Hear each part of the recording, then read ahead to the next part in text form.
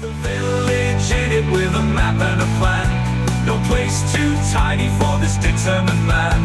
Crossing the counties one by one, he'll see in every English corner a bit of history.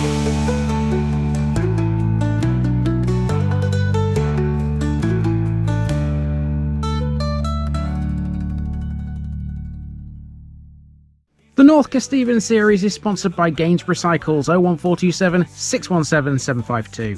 For all your cycling needs, this is your one-stop shop located at 20 Rectory Road, Gainsborough, or online at gainsboroughcycles.com. There's a link in the description. Gainsborough Cycles, ask for Trevor Halstead. Welcome back to North Kesteven again, everybody. Now, we've come a long way from where we were yesterday, Asgarby and Howell. It took me 10 minutes to get between there and here. It's a long old drag across the Fens to reach this place. Now, this one's famous for a tall tower and also a waterway that used to be navigable. Welcome to the first of the Kyme twins. This is South Kyme.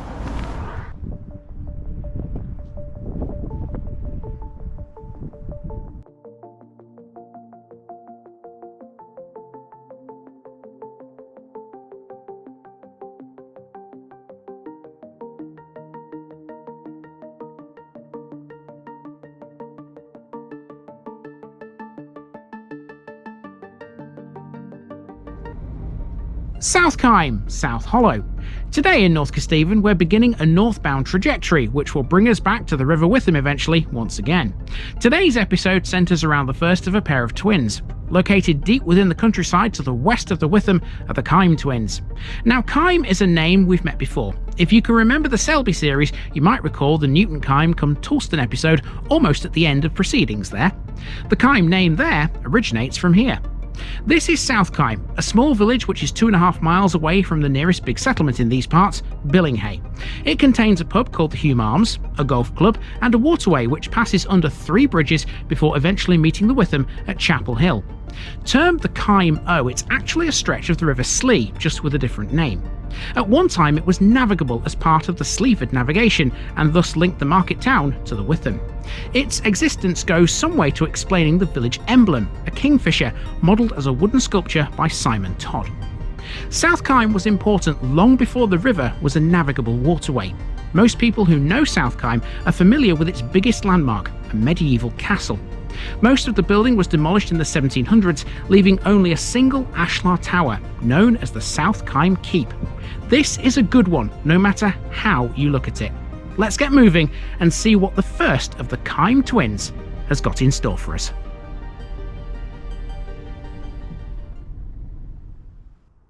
We start our walk with the Old Rectory. Formerly a vicarage, it's a box-style villa constructed in yellow English wall bond brick under a slate roof.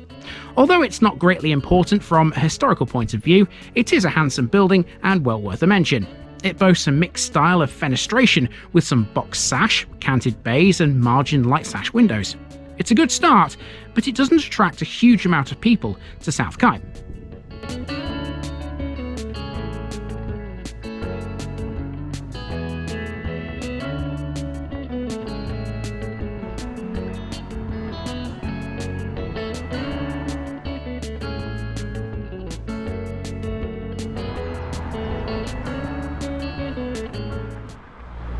So that property you just saw there in the last shot is the old school.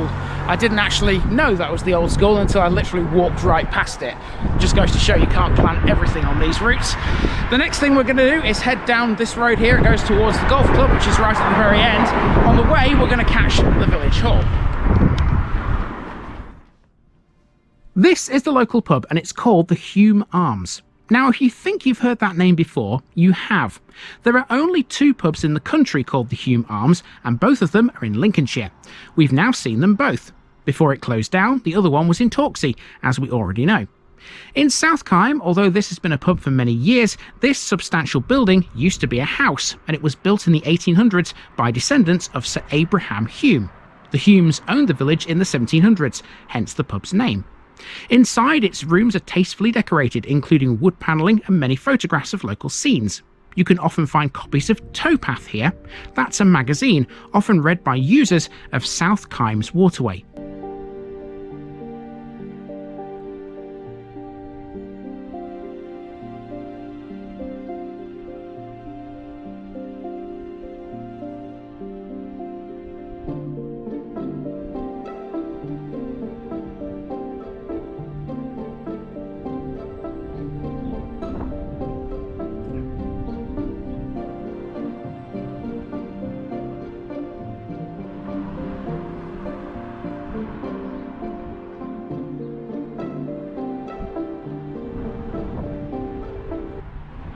Just up the road we come to the village hall. More accurately, this should be known as the Coronation Hall. It was registered as a charity in 1963, and it's acted as the main communal venue for South Kyme for well over half a century. It has a main hall which has a sprung wooden floor and stage with lighting. The main room can cater for up to 180 guests. Off it is the much smaller Morris Room, ideal for those smaller events. It's got a fully equipped kitchen, disabled access, and a pretty decent car park. I don't think you can ask for much more.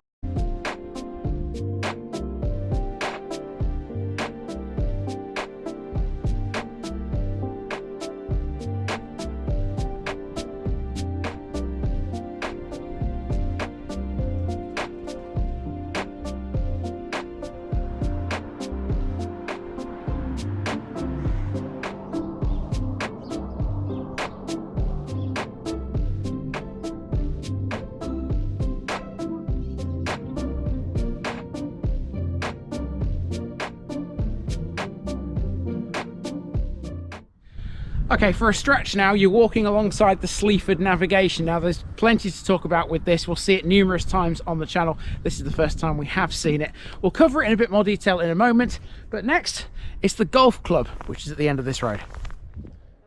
Now we come to the golf club, which occupies a tract of land to the northeast of the main village cluster. South Kyme Golf Club was founded by Ted Maplethorpe in 1990 when he turned 136 acres of a farm which belonged to his family into the course you see here today. It was originally a challenging 6,485 yards long. The club's members bought Ted out in 1998 when he wanted to retire, and since then many developments have taken place. One of those was the increase in its length to 6,556 yards. In addition, new fairway bunkers were added to the first and fourth holes, and the fourth also gained a superb raised competition tee. South Kyme Golf Club has a strong involvement with juniors. Indeed, it hosts a weekly academy every Saturday morning. It's also, as a result, one of the friendliest clubs in the area. Many golf societies choose to play regularly at South Kyme for this reason, not to mention the high quality of the fairways and greens. Whether you're an individual or a member of a society, you'll always be made welcome here, and you'll always get a great round of golf.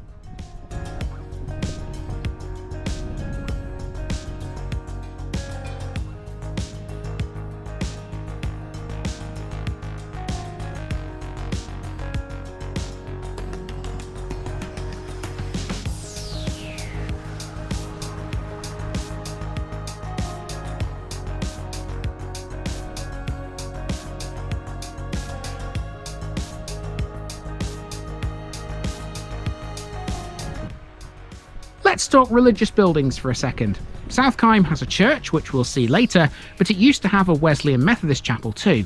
It was located on Low Road, and even though it doesn't have any services these days, the building still survives. It was built in 1886, although the society predates its construction by some margin. They had originally met in a barn before obtaining their own building. The chapel closed in 2003, and it's now in use as a house. It's a handsome gabled red brick building. At the back, there's a secondary building, a much lower gabled cell, which was probably its associated Sunday school. Velux windows have now been inserted into its roof.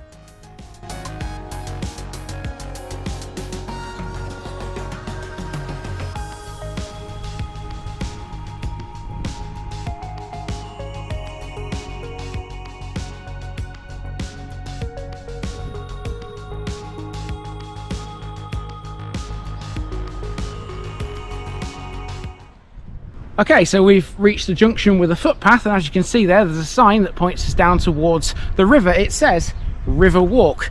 Now, is this a river? It's open to debate. This is the Kyme, a stretch of the River Slee which cuts through the village on its way to the Witham. It was once a navigable waterway that had been used for transportation since the days of Edward III. Although it's not known for sure when it began transporting goods, it was certainly navigable before 1343. We know this thanks to a petition from the Earl of Angus, Gilbert Dumfrieville, for the right to collect tolls on boats. In 1375, Dumfrieville was accused of illegally collecting tolls on boats carrying food to Kesteven. It wasn't a canal back then. Part of it would turn into a canal in 1792, when the river was artificially routed from Carr Street Wharf in Sleaford. The navigation was abandoned in 1878 and its locks were replaced with fixed sluices. Here's a bit about how it got to where it is today. Navigation of the river was not easy in the 1300s. At that time, the Fens, in which South Kyme is located, were still marshy and undrained. It was for that reason that Gilbert Dumfreville wanted to charge tolls. In simple terms, he wanted to use the money to improve navigation by raising the banks of the Slee. In the late 18th century, an increased interest in the possibility of water transport was seen across the country. Residents and businessmen of Sleaford were anxious to benefit from new exploratory surveys of the Slee, and canal builders seek to determine whether or not the river was financially viable as a means of transport. At the time, the Slee was not navigable beyond Kyme, as the channel was inadequate. There were fish weirs and watermills on its course. 3 attempts were made to obtain an Act of Parliament to authorise improvements, but all were defeated. That was until 1791, when William Jessup and John Hudson stepped in. We know William Jessup already thanks to our adventures in Derbyshire. It seems wherever there was a canal to be built, he was there. Hudson was less well known, but he had experience of canal building in eastern England and in Yorkshire. The navigation was 12.5 miles long, and it ran from a junction with the River Witham near Chapel Hill through 7 locks, most of which were adjacent to mills. Lack of finance meant that it stopped short of its intended terminus, but gradually it did grow to be successful financially.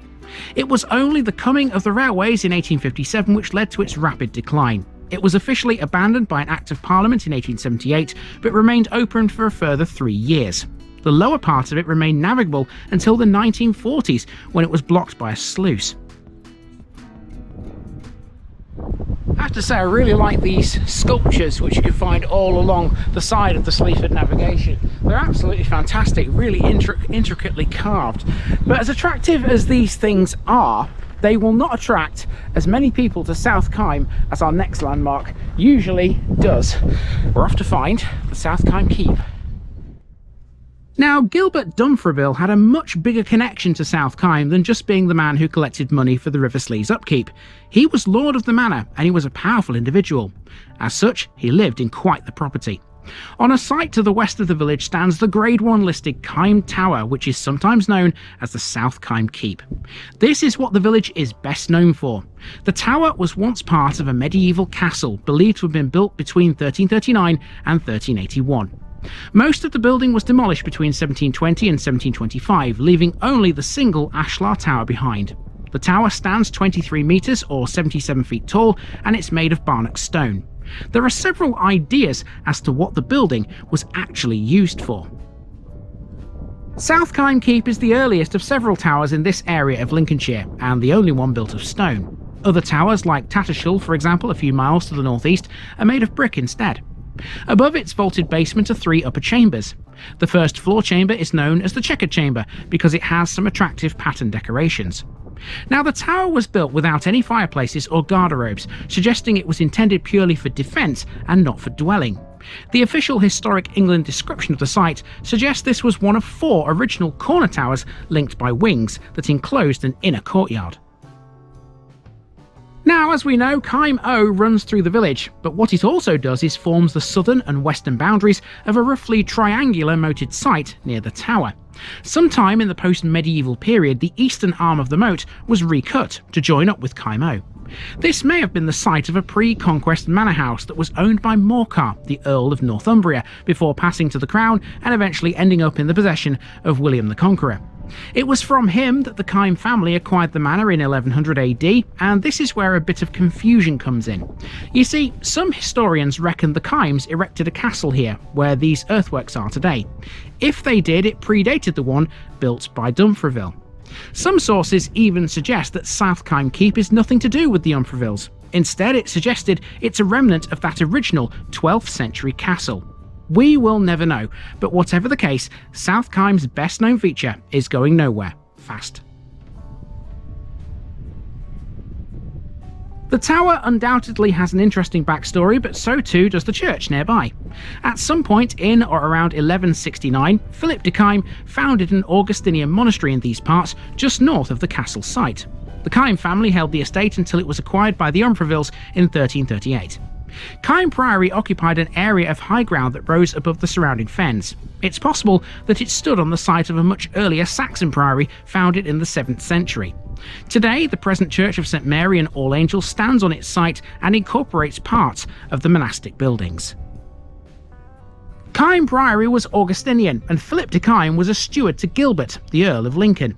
Unlike a lot of priories we've come across on our travels, Kyme was well managed and very prosperous. It oversaw the churches of Kyme, Swarby, Yerby, Osmonby, Metheringham, Thorpe near Wainfleet, Calsby, Croft, Northholme and Wainfleet All Saints. Even so, it remained a small institution. Its canons loved their monastery and their religious life well enough to pay a heavy fine for continuance. Okay, that, as they say, is that. We've made it all the way around South Kyme. One of the Kyme twins down and one to go. Join me for the other one tomorrow. One Kyme down and one to go. Tomorrow we're heading to the second of the Kyme twins. Where there's a south, there's usually a north to go with it, and there is in this case. Join me tomorrow for a walk around a much smaller village, one with a notable cross at its centre. Bye for now.